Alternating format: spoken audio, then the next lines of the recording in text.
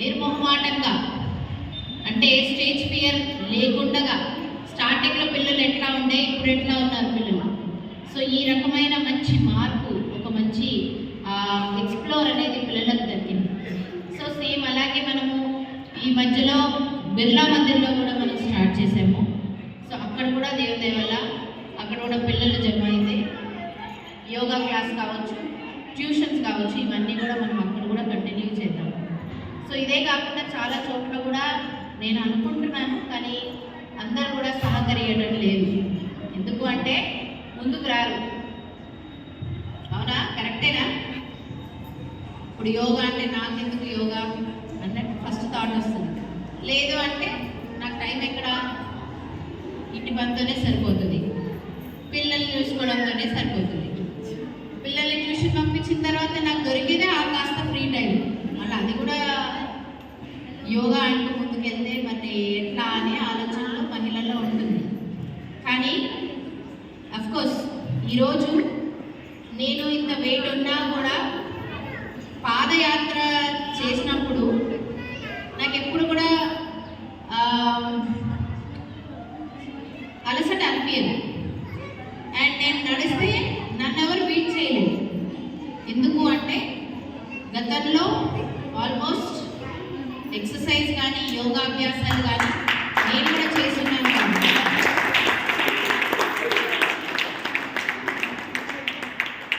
డివిజన్లో మొత్తం తిరగడం, వివిధ కార్యక్రమాలు అటెండ్ చేయడము, మరి అలాగే వృత్తిపరంగా నేను ఒక డాక్టర్ కాబట్టి, మరి అలాగే ఒక హౌస్ వైఫ్ కూడా కాబట్టి, ఇవన్నీ కూడా నేను ఒక షెడ్యూల్డ్గా మానసికంగా శారీరకంగా ఎంత నేను కష్టపడతానో అది నా ఒక్కదానికి తెలుసు.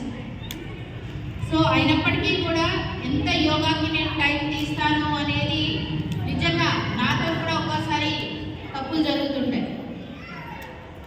కంటిన్యూటీ అనేది నేను కూడా చేయను, కానీ గతంలో నేను యోగా చేస్తున్నాను కాబట్టి ఈరోజు నేను ఎంచుకున్న ఈ వృత్తిలో కంటిన్యూగా వితౌట్ ఎనీ స్ట్రెయిన్ నేను ముందుకు వెళ్తున్నాను.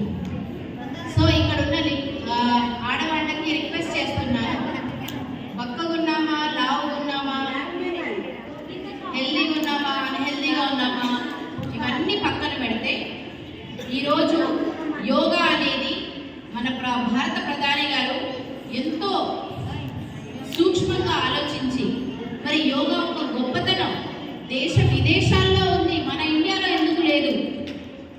మన యోగా మన దగ్గరనే పుట్టింది, మన ఇండియాలోనే పుట్టింది.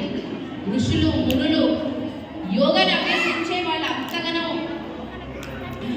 విద్యను సాధించగలిగారు.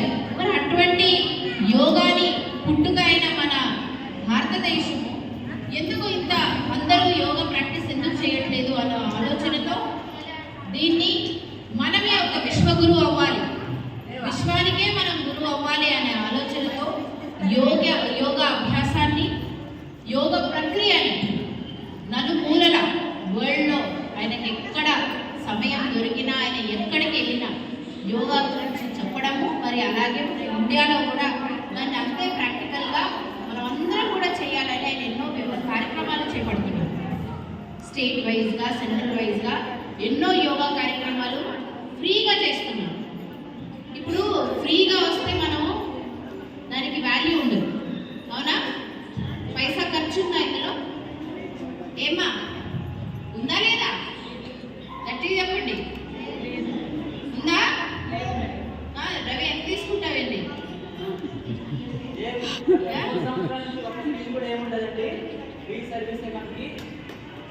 మరి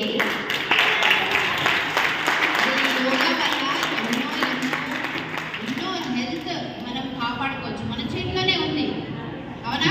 దానికి కావాల్సింది ఏంటంటే కొంచెం మనం ఆలోచించి మనకు టైం కేటాయించాలి.